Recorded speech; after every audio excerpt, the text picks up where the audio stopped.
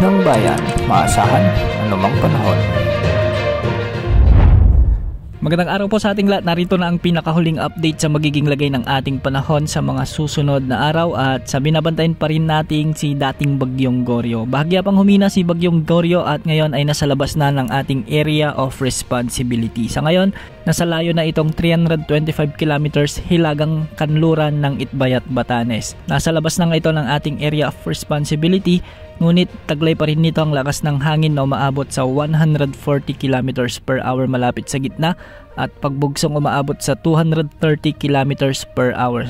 Sa ngayon kumikilos ito ng kanluran hilagang kanluran sa bilis na 25 km per hour. Makikita natin sa ating satellite animations na malawak ang kaulapang sakop nito dahil umaabot ito ng 400 km mula sa gitna ang kanyang diameter. Naapektuhan pa rin ni Bagyong Goryo o dating Bagyong Goryo ang mga lalawigan ng Batanes, Ilocos Norte, Apayao at Cagayan. Kaya ang mga lugar dito ay makakaranas ng maulap pa rin na kapapawirin na may mga kalat-kalat na pagulan at thunderstorms. Kaya posible pa rin ang banta ng mga biglaang pagbaha o pagguho ng lupa lalo na kung may mga katamtaman at minsan ay malalakas na pag-ulan. Samantala dahil naman sa pinalalakas ng bahagya ni dating Bagyong Goryo na southwest monsoon, asahan ang maulap na kalangitan na may mga kalat-kalat na pagulan at thunderstorms sa Mimaropa, Bicol Region, sa buong Visayas, sa Zamboanga Peninsula, BARMM, Northern Mindanao, Caraga Region,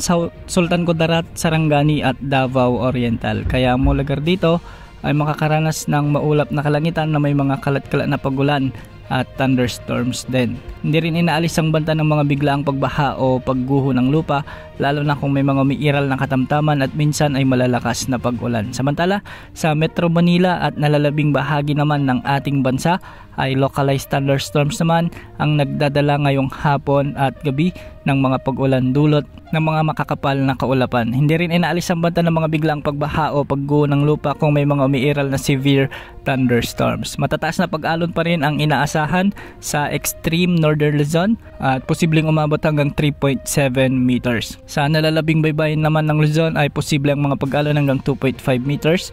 Sa baybayin naman ng Visayas at Mindanao ay posible mga pag-alon hanggang 1.5 meters. Samantala, posibleng may kasunod na sama ng panahon si Bagyong Goryo sa mga susunod na araw, lalong-lalo na ngayong weekend. Inaasahan na may mamumuong sama ng panahon sa silangang bahagi ng Luzon at magpapatuloy ang pagkilos nito ng pahilaga. Lalapit ito hilagang silangang bahagi ng Luzon at hindi naman nakikitang lalakas bilang bagyo sa mga susunod na araw.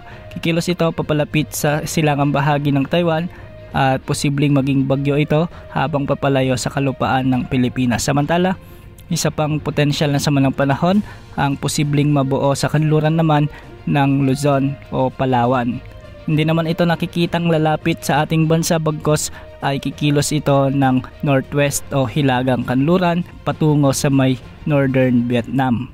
Ang mga sama ng panahon nito ay inaasang magdadala ng mga pag-ulan dahil palalakasin nito ang mahabagat na magdadala ng mga pag-ulan sa kanlurang bahagi ng ating bansa. Sa huling linggo naman ng Agosto, inaasahan naman na may sama ng panahon muli na mabubuo sa silangan naman ng bansa at posibleng maglandfall ito o di naman ay lumapit sa Luzon sa mga susunod na linggo. Posible pang magbago ang mga forecast na ito ukol sa mga potensyal na panahon na ating babantayan. Yan muna ang latest sa lagi ng panahon. Ito po ang weather update ng bayan, maasahan anumang panahon.